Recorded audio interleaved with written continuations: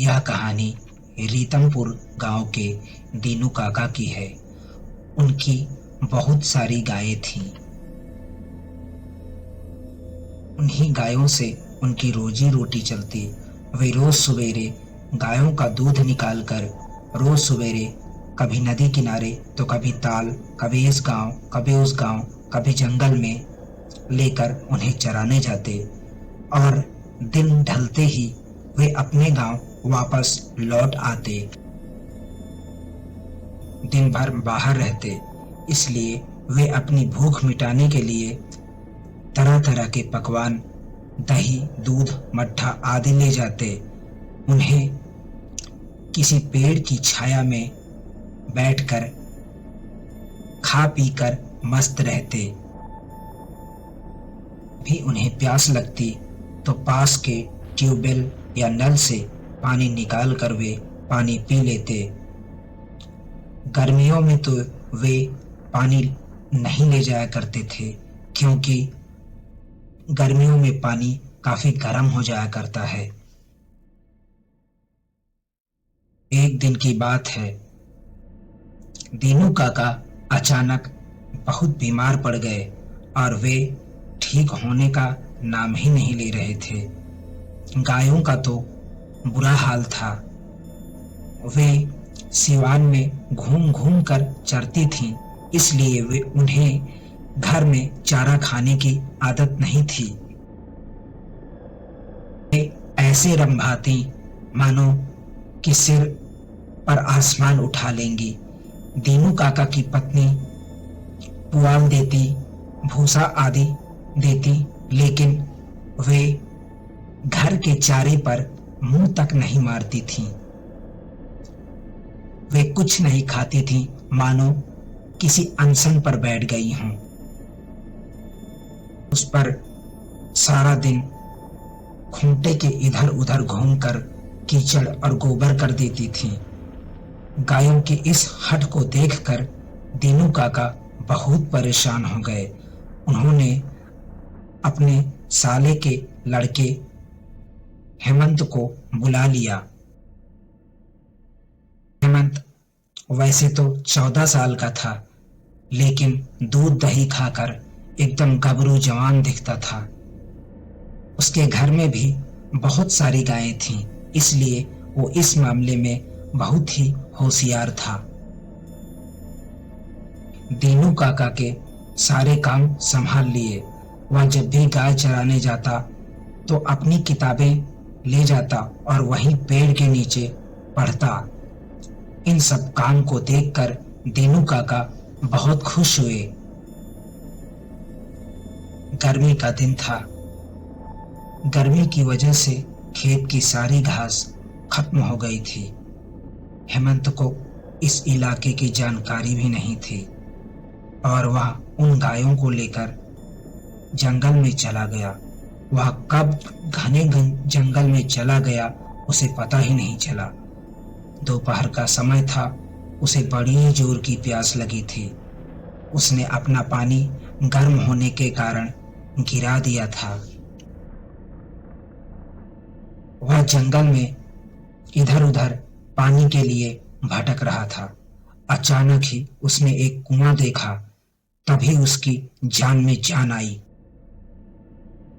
कुएं में देखा तो पानी बहुत नीचे था। वह कुएं में बाल्टी लगाई, जिसे वह अपने साथ ही रखता था, लेकिन वह कामयाब नहीं हुआ। उसने अपनी धोती में बाल्टी बांधकर पानी खींचने की कोशिश की, लेकिन वह अभी भी कामयाब नहीं हुआ, क्योंकि पानी बहुत नीचे था।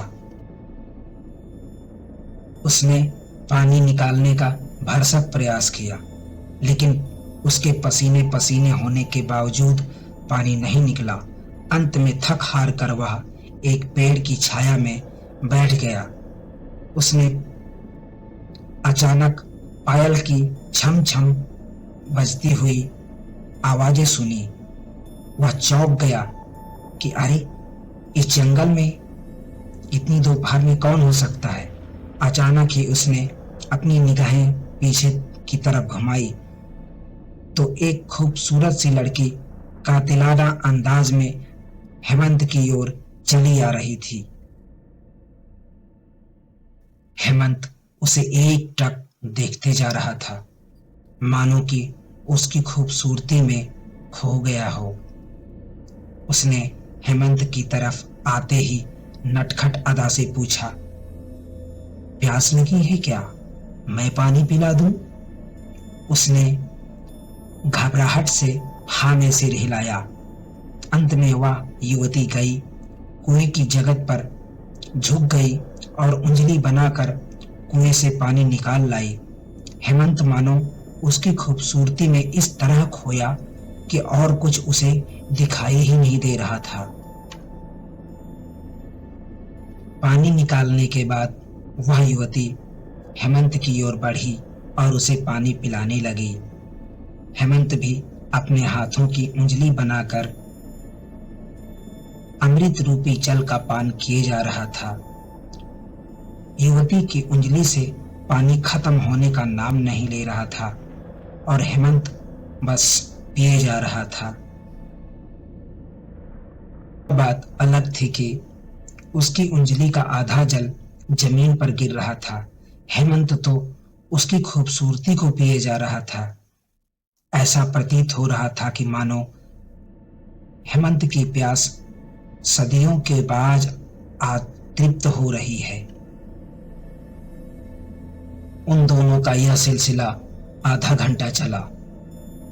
जब युवती को लगा कि हेमंत सिर्फ और सिर्फ उसकी खूबसूरती को देख रहा है, तब उसने टोक दिया कि पानी और पीना है या बस।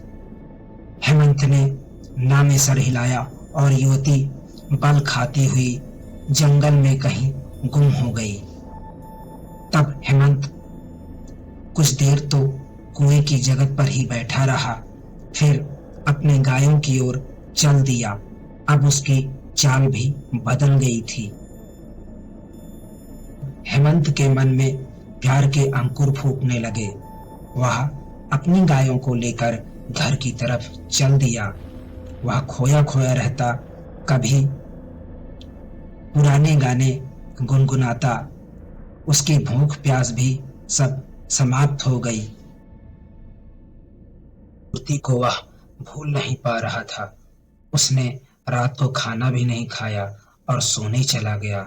उसकी भूख, उसकी प्यास, नींद, सब कुछ उसका खो गया।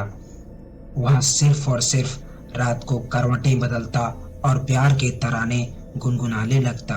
उसे खुद पता नहीं कि इसे यह क्या हो गया है। अचानक ही उसका दिमाग ठनका और वह कांपने लगा। मारे डर के वह चीखने और चिल्लाने लगा। जब तक दीनू काका और उसकी पत्नी आते, तब तक वह बेहोश हो चुका था। दीनू काका के लाख पानी छिड़कने के बाद भी उस पर कोई असर नहीं हो रहा था। तो देख दीनू काका की पत्नी पार्वती ने हनुमान चालीसा का पाठ शुरू कर दिया। पाठ की कुछ ही लाइनें पढ़ी होगी कि अचानक फिजा में एक हंसी गूंजी। वह हंसी हेमंत की ना होकर के किसी लड़के की हंसी थी। यह सुनकर मानो उनके प्राण ही सूख गए। वह तुरंत उस घर से निकलकर पास के गांव के ही चंद्र ओझा के पास गए और अपना सारा वृत्तांत उन्हें कह सुनाया। इस पर ओझा ने कहा, जरूर यह बात जंगल की हुई है। तभी ओझा, दीनू काका और उनकी पत्नी तीनों चल दिए। अचानक तेजी से आती काली बिल्ली ने उनका रास्ता काट दिया। तभी चंद्र ओझा ने कहा, यह चुड़ैल कोई छोटी मोटी नहीं है, इसे हम अकेले नहीं संभाल सकते हैं। गांव के और लोगों को अपने साथ ले लीजिए। गांव के लोगों को मेरे द्वारा दिए गए मंत्र का जाप लगातार करते रहना है और इस घंटे और शंख को भी लगातार बजाना है। ध्यान रहे, किसी को डरना नहीं है। वह रोएगी, कभी मायूस होगी, कभी वो डराएगी, लेकिन उसके इस हथकंडों से हमें परेशान नहीं होना है। हमें लगातार ही मंत्रों का जाप करते रहना है। सब लोग दीनू काका के घर पहुंचे। वैसे ही हेमंत एक तेज हंसी के साथ छत की चार दीवारी पर चलने लगा। यह सब देखकर सभी गांव वालों के होश उड़ गए, लेकिन किसी ने हार नहीं मानी। उस मंत्र का लगातार जाप चलता रहा। शंख और घंटे लगातार बजते रहे। यह सब आवाजों को सुनकर गांव के और भी लोग इकट्ठा हो गए। गांव के पास से और भी लोग कई झुंड में आने लगे।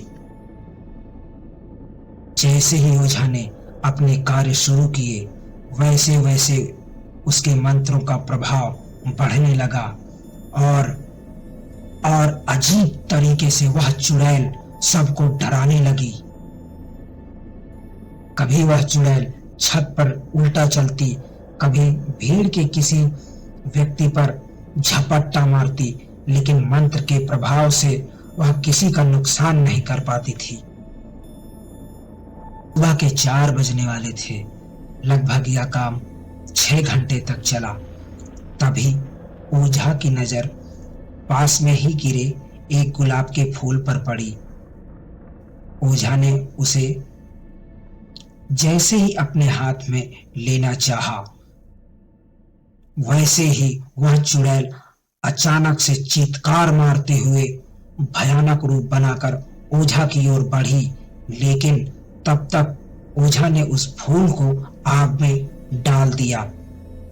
इतने में हेमंत का शरीर शांत होने लगा और उसके मुंह से एक काला धुआं निकला और हेमंत उठकर बैठ गया। माहौल शांत हो गया था। ओझा के पूछने पर हेमंत ने यह बताया कि जैसे ही वह रात में सोने वाला था, तभी वह चुड़ैल एक लड़की के रूप में उसके पास आई। उसका नाम पूछने पर वह कुछ नहीं बोल रही थी। गुलाब के फूल के वह कांटे को हेमंत की उंगली पर उसने चुभा दिया और जैसे ही उसमें से खून निकला, वह चुड़ैल अपने असली रूप में आ गई। और इसके बाद हेमंत के साथ क्या हुआ उसे कुछ नहीं पता चला और वह चिल्लाते चिल्लाते बेहोश हो गया। इस बात से हेमंत, दीनू काका तथा गांव के सभी लोगों ने जंगल का रुख करना छोड़ दिया, क्योंकि उस चुड़ैल से गांव के सभी लोग आज भी डरते हैं। नमस्कार, कैसी लगी ये कहानी? कमेंट बॉक्स में अवश्य बताएं। मेरे चैनल को सब्सक्राइब, वीडियो को लाइक तथा अपने दोस्तों के साथ जरूर शेयर करें। अपना प्यार बनाएं। धन्यवाद। कैसी लगी ये कहानी? कमेंट बॉक्स में अवश्य बताएं। मेरे चैनल को सब्सक्राइब करें, वीडियो को लाइक एवं अपने दोस्तों के साथ इसे अवश्य शेयर करें। अपना प्यार बनाए रखें। धन्यवाद। किसी और डरावनी कहानी के साथ हाजिर होता हूँ। नमस्कार।